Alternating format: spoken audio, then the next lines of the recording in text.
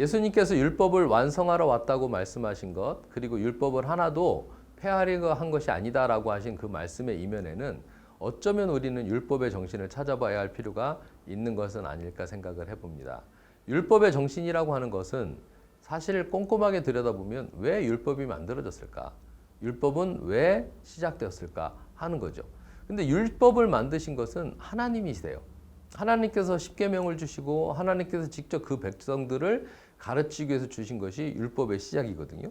그렇게 본다면 이 율법이 만들어진 배경에서는 하나님께서 그 백성들에게 어떻게 살아야 되는지 가르침을 주셨다라고 이야기할 수 있습니다. 어쩌면 사람들이 살아가면서 우왕좌왕하고 잘 모르기 때문에 지켜야 할 가장 최소한의 규칙, 또 무엇을 어떻게 지키면서 살아가야 할지에 대한 가르침과 가이드를 주신 거죠. 그것을 통해서 우리는 어떻게 살아갈 것인가를 고민해야 될 것 같습니다. 하지만 하나님께서 이 율법을 주셨는데 이것을 활용하고 적용하는 사람들 사이에는 자기도 모르게 자기 안에 있는 욕망이라든지 또 욕심이라든지 자기 생각이라든지 이런 것들이 반영되게 했던 거죠. 결국 하나님의 주신 원래의 그 의미보다 그것을 해석하고 적용하는 과정에서 변질될 수밖에 없었다는 것입니다.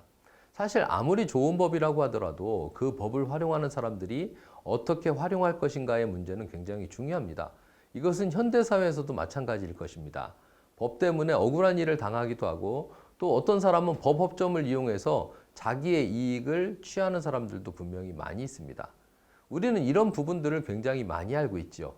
그래서 어떻게 보면 법정신과 법 감정은 다르다라고 하는 이야기를 하기도 합니다.